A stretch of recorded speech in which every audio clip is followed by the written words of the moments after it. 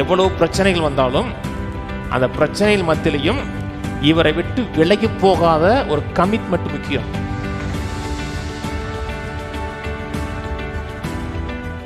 தான் செய்ய போகிறதை அறிந்திருந்தும் அவனை சோதிக்கும்படி இப்படி கேட்டார்.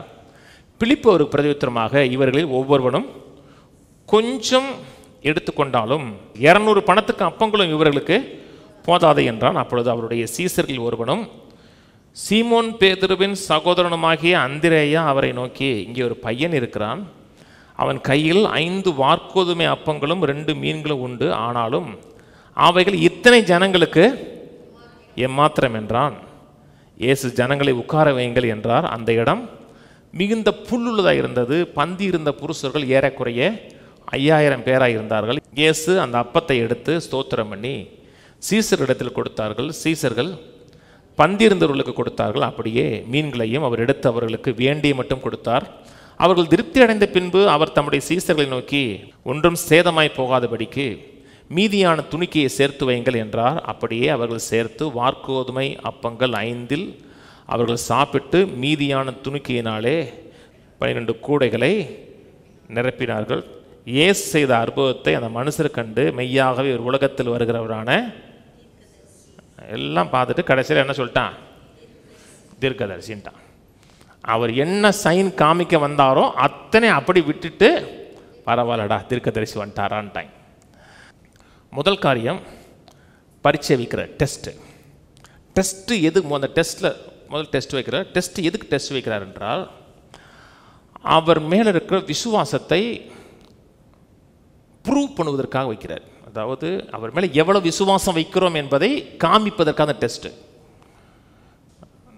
அது ஒரு டெஸ்ட்டு நம்முடைய கமிட்மெண்ட்டை நிரூபிப்பதற்கான ஒரு டெஸ்ட். ஒரு குரூப் வந்தான் அவர் பின்னாடி, அவனுக்கு எந்த கமிட்மெண்ட்டும் கிடையாது. எதுக்கு வந்தான்? சாப்பிடுவான், நல்ல நல்ல வாழ்க்கை, ராஜாவாக்க பார்க்குறான். அவரை 15ஆம் வசனம் சொல்லப்பட்டிருக்கிறது, அவரை ராஜாவாக்க ஃபோர்ஸ் பண்ணுறாங்க. எஸ்கேப் ஆகிட்டார். 15ஆம் வசனம் 6-15 சொல்கிறார், ராஜாவாக்க நினைச்சேன்னா இவர் ராஜாவாயிட்டார்னா 3 வேளை சாப்பாடு ஃப்ரீயாக இருக்கும், வேலைக்கு போக வேண்டியதில்லை, ஜாலியாக இருக்கலாம். அதனால் அவர் எஸ்கேப் ஆகிட்டார். முதல்ல ஏன்? அவனுக்கு எந்த கமிட்மெண்ட்டும் கிடையாது. இயேசுதான் ஆண்டவர் சொல்கிறோம், ரட்சகர்னு சொல்கிறோம்னா, வாழ்க்கையில் எவ்வளவு கடினமான சூழ்நிலை வந்தாலும் கமிட்மெண்ட்டை விட்டுறக்கூடாது, காம்ப்ரமைஸ் பண்ணிடக்கூடாது. இவர் தான் ஆண்டவர், இவர் தான் ரட்சகருங்கிற அந்த கமிட்மெண்ட் அவசியம். விழுந்து போன உலகத்தில் இருக்கிறோம். எத்தனை தீமைகள், எத்தனை போராட்டங்கள், எத்தனை கஷ்டங்கள் மத்தியில் தான் நாம் வாழுகிறோம். எவ்வளவு பிரச்சனைகள் வந்தாலும் அந்த பிரச்சனைகள் மத்தியிலையும் இவரை விட்டு விலகி போகாத ஒரு கமிட்மெண்ட் முக்கியம். அந்த வந்தால் பார்த்தீங்களா 5000 பேர், 5000 ஆண்கள், ஒருத்தனுக்கு 1 மனைவின்னா, குறைஞ்சது 1 மனைவின்னா 10, 2 பிள்ளைன்னா 20. நான் சொல்கிறது மினிமம் கணக்கு. 20000 பேர் போயிட்டான். 20000 பேர் போயிட்டாங்க.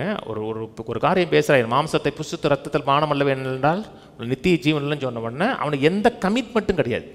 இவர் தான் ஆண்டவர் ரட்சகர் என்று எந்த கமிட்மெண்ட்டும் கிடையாது. 20000 பேர் போன உடனே இயேசு சீசர்களை பார்த்து கேட்குறாரு, நீங்கள் போயிடலான்றீங்களான்னு கேட்குறாரு. அப்போ சொல்கிறோம், நாங்கள் கமிட் பண்ணப்பட்டிருக்கிறோம், உண்மை விட்டு எங்கே போகணாங்க. அதான் கமிட்மெண்ட்டு. ஒரு டெஸ்ட்டு கர்த்தர் நம்மளோட வாழ்க்கையில் வைக்கிறார். ஒரு சோதனைக்குள்ளே, கஷ்டத்துக்குள்ளே, விழுந்து போன உலகத்தில் இருக்கிறோம். ஒரு சோதனைக்குள்ளே போகிறோம் என்றால் நம்முடைய கமிட்மெண்ட் முக்கியம். கிறிஸ்தவ வாழ்க்கைங்கிறது கர்த்தர் ஆசீர்வதிப்பார், நம்மை சுகமாக்குவார். அது மட்டும் இல்லைங்க, வாழ்க்கையில் என்ன நடந்தாலும் அவர் தான் தேவன், அவர் தான் கிறிஸ்து என்கிற கமிட்மெண்ட் அவசியம். கர்த்தர் என்னை செழிப்பாக்குறார், என்னை சுகமாக்குறாரு. ஆனால் கமிட்மெண்ட்டு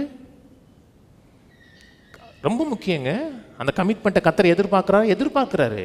இது முதல் அந்த டெஸ்ட்டில் முதல் காரியம். 2வது காரியம், அந்த டெஸ்ட் ஏன் டெஸ்ட் வைக்கிறார் என்றால், எவ்வளவு கஷ்டமான சூழ்நிலையில் போனாலும் அவரை கம்ப்ளீட்டாக நீங்கள் ட்ரஸ்ட் பண்ணியிருந்தீங்கன்னா அவர் தான் ஆதாரம் என்பதை ப்ரூவ் பண்ணி காமிப்பார்.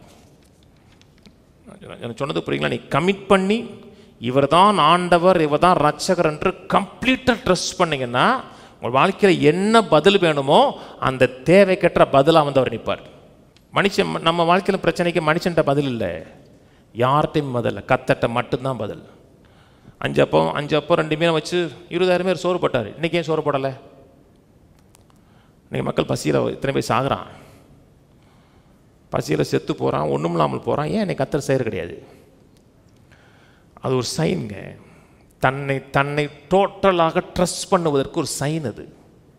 அவரை அதனால தான் கேட்டார், தான் என்ன செய்ய போகிறோன்னு தெரியும், என்ன செய்யலான்னு கேட்டார்.